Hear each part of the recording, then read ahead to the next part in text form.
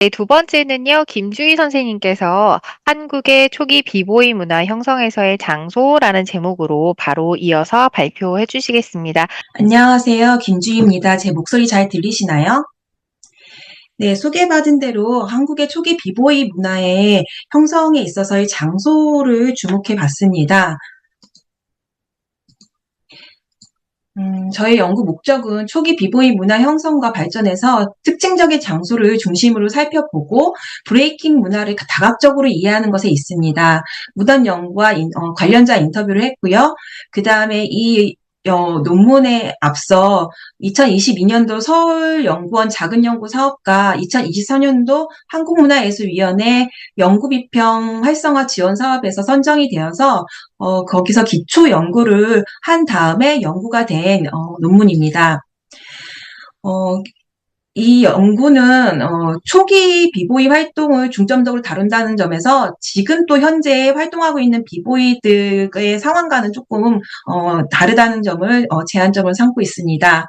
두 번째는 저희가 지금 그 브레이커라는 단어가 그 정식적으로 명칭이 지정이 됐는데요. 근데 초기 비보이를 연구하는 만큼 여기 이 연구에서는 비보이라는 용어를 계속해서 사용을 하도록 하겠습니다. 그 다음에 학계 내에서 이 스트릿 댄스 학회가 최근에 생겼는데요. 스트릿 댄스, 스트리트 댄스 이 두 가지를 혼용해서 씁니다. 그래서 이 연구에서는 가장 그래도 학과라든지 전공 뭐 이런 데서 그 다음에 방송에서 관용적으로 사용하고 있는 스트릿 댄스를 저도 동일하게 사용하도록 하겠습니다. 선행 연구와 관련해서 살펴보면은 기본적으로 비보이와 관련된 연구들은 상당히 많이 되어 있습니다. 그런데 대부분의 연구들이 공연 분석을 한다든지 문화적인 속성을 파악하든지 가장 많은 거는 교육 프로그램을 제안하는 그런 연구가 가장 많이 시도가 됐습니다. 그중에서 장소를 살펴본 연구는 두 가지가 있는데요. 박재민의 연구와 박혜진, 김욱동의 연구입니다. 그런데 박재민의 연구는 저와 그 지역이 다르고 그 다음에 자생적으로 그 비보이 문화가 형성된 부분을 저는 주목하고 있는 반면에 박재민은 의도적으로 의정부시에서 도시 정체성을 확립하기 위해서 비보이 사업을 정책적으로 합니다. 그래서 그거를 포커스하고 있기 때문에 저랑 차별점이 있고요. 그 다음에 박혜진, 김욱동의 연구와는 여기서는 문라이트라는 그 장소에 대해서 얘기를 하고 있습니다. 그런데 이 다음 연구에서도 제가 얘기를 하겠지만 저는 이제 자연스럽게 형성이 된 비보이 활동 장소에 주목을 하기 때문에 대학로 차없는 거리라든지 동대문 쇼핑센터 이런 장소를 조명하고 있기 때문에 그 장소적인 그 부분에서 그다음에 그 장소를 중심으로 세대를 구분하는 데 있어서 차별점을 지닙니다. 저는 6가지 연구 문제를 갖고 연구를 진행했는데요. 비보이 문화 형성하는 데 있어서 그 장소가 중요한가, 그 다음에 세대적인 구분이라든지 활동, 브레이킹 동작, 배틀 형태가 장소에 따라서 어떻게 바뀌는가, 그 다음에 그 비보이 정체성에 장소가 어떠한 영향을 미치는가, 그 다음에 지역적인 특색이 비보이 발전에 어떤 영향을 미치는가, 그 다음에 프로시니엄 무대로 전환된 댄스 배틀은 어떤 특징을 갖는가, 그 다음에 경제적 상권 형성과 비보이 활동은 어떤 밀접한 연관성을 갖는가, 그 다음에 미디어가 구현하는 댄스 배틀은 어떠한 차이를 지니는지 중점적으로 이 문제를 가지고 연구를 진행했습니다. 다음으로 넘어가서 비보이 문화가 형성된 장소는 크게 4가지로 제가 조사를 했습니다. 첫 번째는 대학로 차 없는 거리입니다. 이 대학로 차 없는 거리는 용인된 공간에서 춤추는 자유의 어떤 시작과 주변 장소로 전이될 수 있는 어떤 기초적인 어떤 환경을 조성했는데요. 1986년도 서울 아시아 게임과 88년도 올림픽 게임을 유치하는 과정에서 시민들은 문화 향유와 개성을 추구하는 어떤 젊은 세대들의 인식에 큰 변화를 맞는 계기를 얻게 됩니다. 그러면서 정부도 시대적 흐름에 따라서 다양한 문화 행사를 실시하고 그것의 일환으로 서울시가 1985년도 5월 4일부터 주말에 그 서울대학교 병원과 마로니에 공원을 가르는 도로 구간을 통제하는 정책을 최초로 실시하게 됩니다. 그래서 당시 기사를 보면은 당시에 그 거리 통제함으로써 젊은이들이 굉장히 해방된 어떤 경험, 그 다음에 새로운 어떤 문화 경험 이런 것들을 한다는 것을 알 수가 있습니다. 그래서 대학로 차 없는 거리 시행으로 인해서 도시 미관을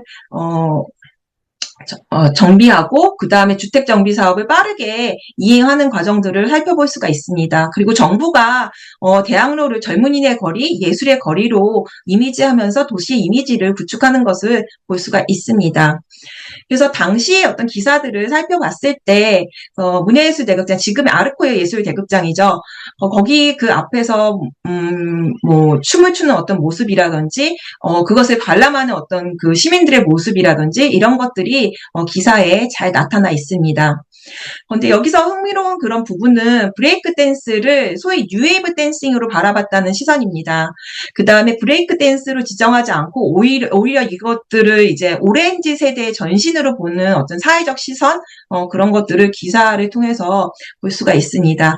그리고 당시에 어떤 그 거리에서 춤이 이루어졌기 때문에 그 당시에 그 대학로 차 없는 거리에서 춤 활동을 했던 경험이 있는 박준명 씨의 인터뷰를 살펴보면은 그 장판 있잖아요. 그 마루 장판 같은 걸 싸갖고 다녔다고 해요. 그 카스테 플레이어를 들고 다니면서 자신들이 이제 적당한 자리를 물색한 다음에 즉석으로 무대를 만들어서 브레이킹을 쳤다고 증언하고 있습니다. 만화가로 알려진 김수용 씨는 힙합이란 만화책을 통해서 굉장히 큰 인기를 얻었는데요. 김수용 씨를 인터뷰했을 때도 그 당시의 경험을 바탕으로 이 만화를 연작했다고 얘기를 하고 있습니다.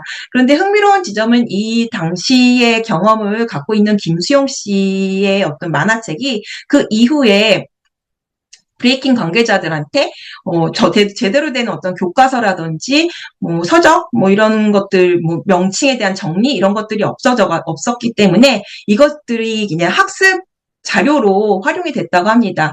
근데 또 재밌었던 부분은 이 김수용 씨가 완전 춤꾼은 아니기 때문에 이거를 전달해서 그림을 그리는 데 있어서 오류도 있었다고 해요. 그런데 이 오류 부분도 그대로 인식이 돼가지고 그대로 전파되고 다시 학습되는 그런 어떤 모습을 볼 수 있었다고 합니다. 자, 그 다음에 두 번째로, 이 초기 비보이들의 공간을 또 볼 수 있는 게 청소년 수련관과 지하철입니다. 80년대 말, 그 다음에 90년대 초, 우리나라에는 전국에 다양한 청소년 수련원이 생겨납니다. 그래서 보다 더 체계적이고, 그 다음에 안전한 공간에서 비보이 춤을 출 수 있는 환경이 제공이 됐고요. 그 다음에 갬블러 크루라고 우리나라에서 가장 대표적인 비보이 그룹 중에 하나인데, 그 대표도 청소년 수련관에서 댄스 배틀을 했던 그 기억을 갖고 있다고 합니다. 그런데 이 청소년 수련관이 제한 시간이 있고, 뭐, 공간을 항상 자유롭게 쓸 수 있지 못했기 때문에, 그 비보이들은,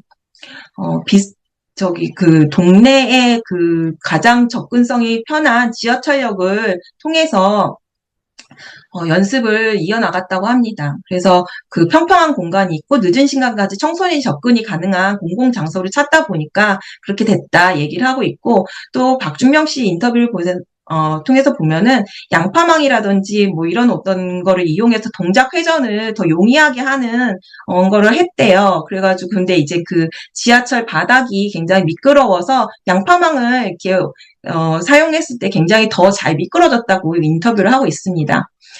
그래서 그 지하철역의 바닥이 굉장히 어떤 브레이킹 동작을 하는 데 있어서 굉장히 적당했다는 것을 확인할 수 있었고요.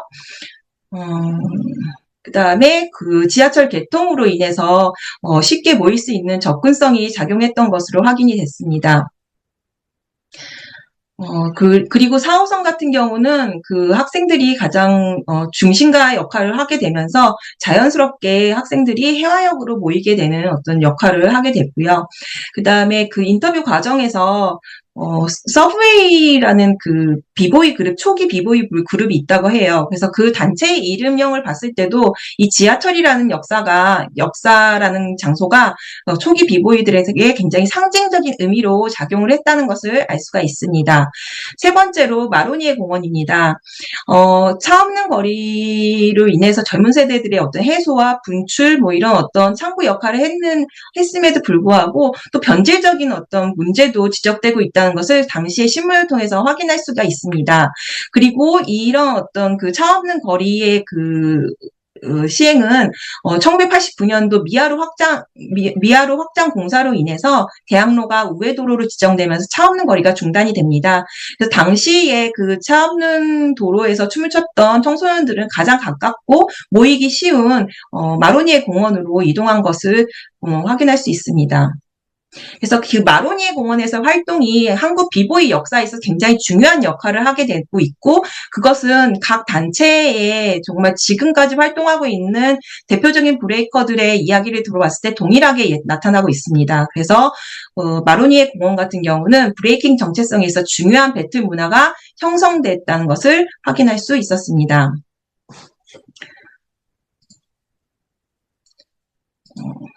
제가 시간 관계상 내용은 조금 이렇게 점프를 해가면서 말씀드리도록 하겠습니다. 그래서 마로니에 공원에서는 브레이킹만 있었던 건 아니고요. 당시에 이제 90년대 중후반부터 아이돌 그룹이 본격적으로 나오게 되면서 팬덤 문화가 형성이 됐고, 그 마로니에에서도 구역이 나눠져서 아이돌의 춤을 추는 그룹이 있었고, 브레이킹 춤을 추는 그룹이 있었다는 것을 알 수가 있습니다.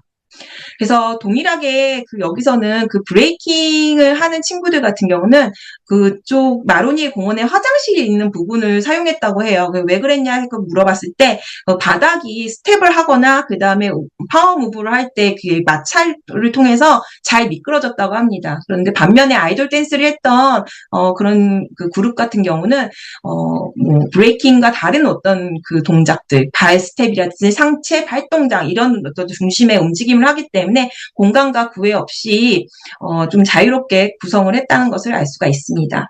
자, 그 다음에 네 번째로 초기 비보이 활동에 있어서 중요한 어떤 공간이 동대문 쇼핑타운입니다. 지금 여기 계신 선생님들 동대문 쇼핑타운에 대한 그 추억을 갖고 계신 분들도 많으실 것 같은데요. 요즘 친구들은 잘 모르더라고요. 그래서 그 감성이 없는데 저는 좀 그 감성이 좀 생각이 나는데, 그 입구에 보면은 밀레오라든지 두산타워 이런 그 앞에 무대가 조그맣게 만들어졌었습니다. 그래서 그 밀레오라든지 두산타워 어떤 거기서는 유치와 홍보를 위해서 야외 무대를 마련했고 경쟁적으로 이벤트를 실시했다고 합니다. 그래서 처음에 이 갬블러클의 박지훈 대표 같은 경우는 처음에 이 무대에 설 수 있었던 게 매니저같이 일을 했던 형이 제안을 해서 동대문 몰에 처음 서게 됐고, 처음부터 돈을 받는다든지 정식적으로 초대된다든지 이런 게 아니라 그냥 시간 때우기 역할로 출연을 했고, 그다음 출연의 대가로 식권을 받았다고 해요. 그러다가 이제 계속해서 출연을 하게 되면서 30만 원 이하의 소액의 출연료를 받았고, 그 다음에 이거를 통해서 갬블러크루 같은 경우는 그 동대문 쇼핑몰에서 공연했던 것을 기반으로 해서 일본에 있는 일본에서 열린 세계 마스터 챔피언십 대회에 4강에 오르게 되면서 유명해질 수 있는 발판을 마련했다고 합니다. 그래서 비보이의 어떤 활동 영역을 확장할 수 있는 역할을 한 장소로 드러났습니다. 그래서 그 비보이 활동의 변화는 마로니에 공원이 재정비 사업이 들어갑니다. 2010년도에. 그러면서 기존의 어떤 그 마로니에 공원을 보다 더 효율적으로 이렇게 정비한다 이렇게 했는데, 사실 그 비보이들의 인터뷰를 했을 때 동일하게 그 재정비된 마로니에 공원이 춤을 추는 데 있어서는 굉장히 불편했고 더 이상 춤을 출 수가 없었다 이렇게 증언을 하고 있고, 당시에 어떤 그 마로니에 공원을 중심으로 예술 형태를 이어나갔던 예술가들의 그 인터뷰를 살펴봤을 때 동일하게 어떤 좀 불편했다는 어떤 의견, 그 다음에 그 효율적이지 않았다는 어떤 그 의견들을 얘기하고 있습니다. 그래서 정보기관이 어떤 제대로 된 소통 없이 그 공간을 이해하고 있다는 것이 드러났습니다. 그러면서 비보이 문화는 2000년대 이후에 굉장히 큰 변화를 맞이하게 되는데요. 갬블러 크루의 어떤 우승 이후에 비보이 팀들은 다양한 어떤 비보이 크루들이 해외에서 수상을 하게 되고 굉장히 인정을 받게 됩니다. 그리고 또 우리나라의 어떤 특징이라고 할 수 있는 게 2000년대 후부터 사설학원이 생겨나고 그 다음에 2010년대에는 대학 및 고등학교 같은 교육 과정에 브레이킹이 편입되는 것이 한국적인 특성으로 드러났습니다. 그리고 이 브레이킹의 그 비보이들의 어떤 그 활동에 있어서 큰 또 변화가 프로시니어 무대로의 그 진입입니다. 그래서 거리에서 자유롭게 배틀을 이어나가다가 이것이 이제 비보이를 사랑하는 발레리나라는 그 공연이 큰 인기를 끌게 됐고 장기 공연을 하게 되면서 브레이킹이 프로시니언 무대로 공연하는 어떤 시기를 맞게 됩니다.